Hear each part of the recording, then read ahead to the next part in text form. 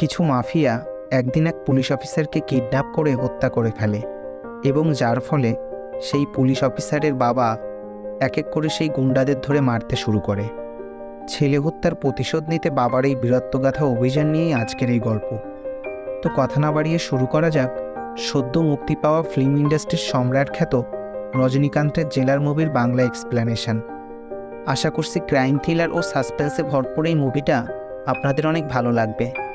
মুভির প্রথমে আমরা দেখতে তার পরিবারে তার ছেলে, ছেলের বউ এবং তাদের ছোট্ট একটি নাতি এবং রজনীকান্ত ও তার স্ত্রী রয়েছেন। জেলার তার নাতিকে অনেক ভালোবাসে এবং তার সাথে প্রায়ই খেলা করে।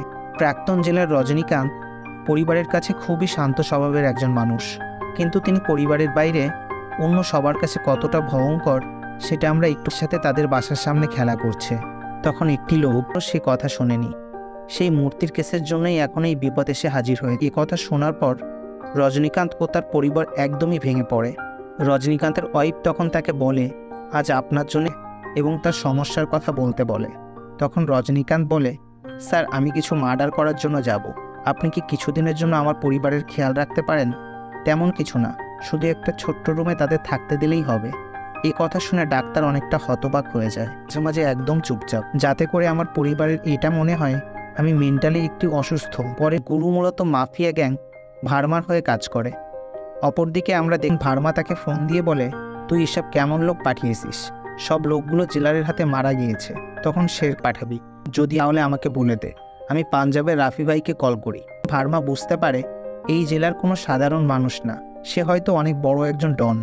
পরে জেলারের এক বন্ধু জেলারকে সেই এন্টিক তাজের ব্যাপারে সব তথ্য জানিয়ে দেয় এবং সে জেলারকে বলে মন্দিরের ট্রাস্টিদের কাছে শুধু পারমিশন থাকে মন্দিরের ভিতরে যাওয়ার, এছাড়া সিএম ও প্রাইম মিনিস্টার ছাড়া কেউ সেখানে যেতে পারে না।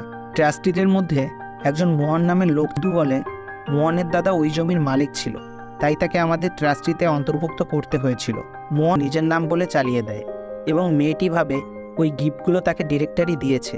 এখানে একটা ত্রিভুজ প্রেমের ট্রায়াঙ্গেল দেখতে পাই আমরা এবং তাকে বলে মোহনকে আমরা সব কিছু কি জানিয়ে দিব, তুমি হিরোইনের সাথে কি কি করেছো? তখন ডিরেক্টর বলে, স্যার আমি তাহলে শেষ হয়ে যাব, মোহন আমাকে মেরে ফেলবে। তখন জেলার তাকে বলে, তাহলে আমার কথা মতো কাজ করো, আমার মন্দিরের মধ্যে শুটিং করা অবস্থায় মোহনের কিছু ভিডিও লাগবে। তাই পরের দিন ডিরেক্টর মোহনকে বলে মন্দিরে যাওয়ার পারমিশন পাস করিয়ে নেয়। আর সেই মন্দিরের মধ্যেই আমরা দেখতে পাই পুরনো সেই তাজ। এর পরের দৃশ্যে আমরা ম্যাথুইকে দেখতে পাই, যে কিনা একজন ডন। এর পরদিন ভার্মা বুঝতে পারে তাজটি আসলে নকল। সে কারণকে টাকা নেওয়ার কথা বলে ফ্যাক্টরিতে ডেকে পাঠায়।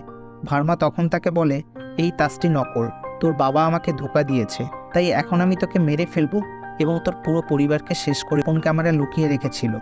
তোর আর আমার সব কাহিনী সে দেখে নিয়েছে।